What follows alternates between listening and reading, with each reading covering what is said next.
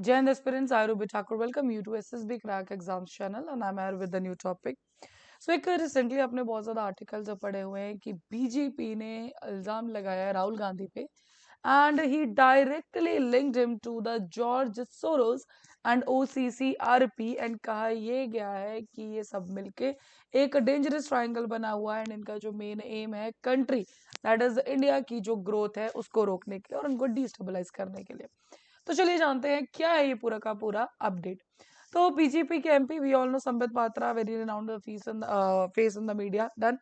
इन्होंने लोकसभा के leader of opposition that is the Rahul Gandhi इनको बोला है traitor of the highest order. और ये जो इन्होंने एक्यूजेशंस लगाए हैं against him that is for कि yes he is trying to destabilise country.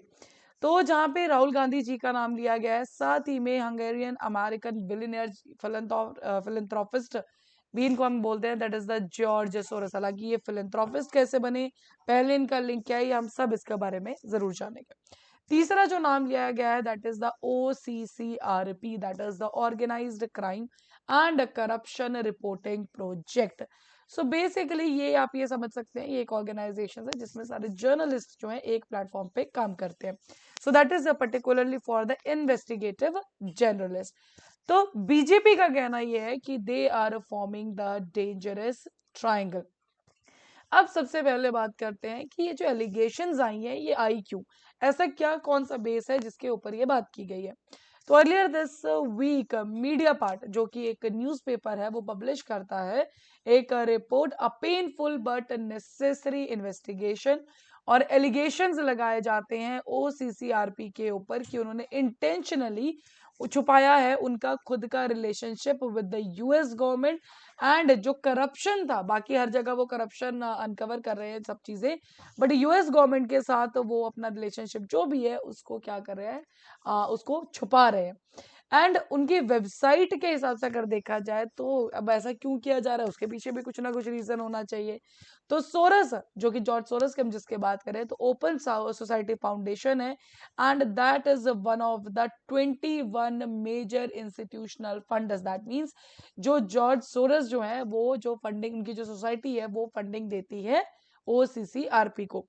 और भी यूएस बेस्ड हमारी ऐसी काफी एजेंसीज हैं जैसे कि Rockefeller brothers fund, US department of state, Ford foundation, German Marshall fund, Swedish international development corporation agency, ये सारी की सारी क्या है, ये फंडिंग देती है OCCRP को। ना बीजेपी का जो यहाँ पर कहना है वो क्या है, उन्होंने कहा कि OCCRP जो इन्वेस्टिगेशंस की बात करती है, अडानी ग्रुप के ऊपर इन्वेस्टिगेशन है। 2021 में आपको अगर याद होगा तो ब्राजील ने टर्मिनेट कर दिया था एग्रीमेंट कोवैक्सिन परचेज करने का। रीजन क्या था कि OCCRP की रिपोर्ट आ रही थी कि फॉरेन इंटरफेरेंस है, करप्शन है। सो बेसिकली बीजेपी का कहना है यहाँ पे कि जब भी हमारा इंडिया जो है कंट्री कोई भी डेवलपमेंट की तरफ जाता है, ग्रोथ की तरफ जा रहा है, तो उसी के बीच में OCCRP क्या करती है, कोई इस तरह का रिपोर्ट पब्लिश कर देती है। और जब रिपोर्ट पब्लिश करेगी तो राहुल गांधी जी क्या करते हैं, उसी रिपोर्ट को यूज करते हुए बीजेपी के ऊपर एलिगेशन लगा देते हैं।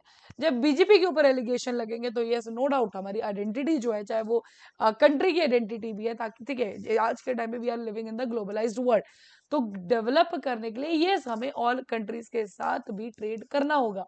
बट जब इस तरह की रिपोर्ट आती है तो एक जो लैक ऑफ ट्रस्ट है, एक जो हमारा रिस्पेक्ट वैल्यू है, आइडेंटिटी है, उन सब चीजों को हानि पहुंचती है। So yes that is what as a return. तो BJP alleged the OCCRP investigations है into the Adani group. 2021 report on Brazil terminating an agreement to purchase Covaxin from India amid corruption allegations were proof of the foreign interference.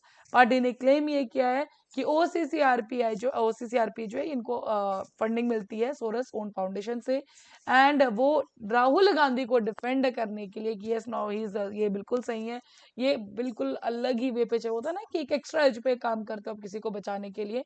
So yes यहीं पे वो सारी की सारी cycle पे बात की जा रही है ना। आप स्टार्टिंग से सुन रहे हैं जॉर्ज सोरस, तो बात करते हैं जॉर्ज सोरस हैं कौन।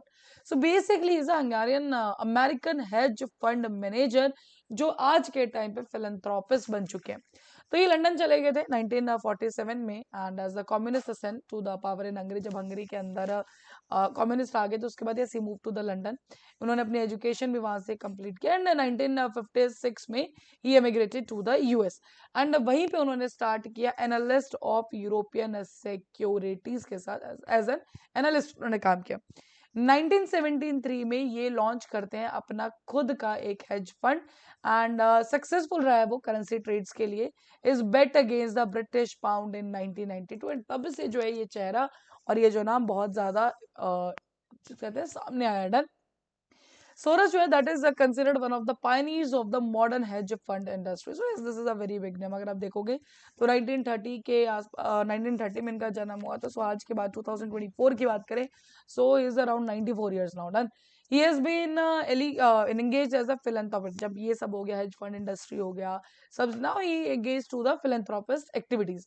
तो he donate to the causes जैसे ह्यूमन राइट्स के लिए, एजुकेशन के लिए, पब्लिक हेल्थ के लिए, इन सब चीजों के लिए इन्होंने डोनेट करना शुरू कर दिया।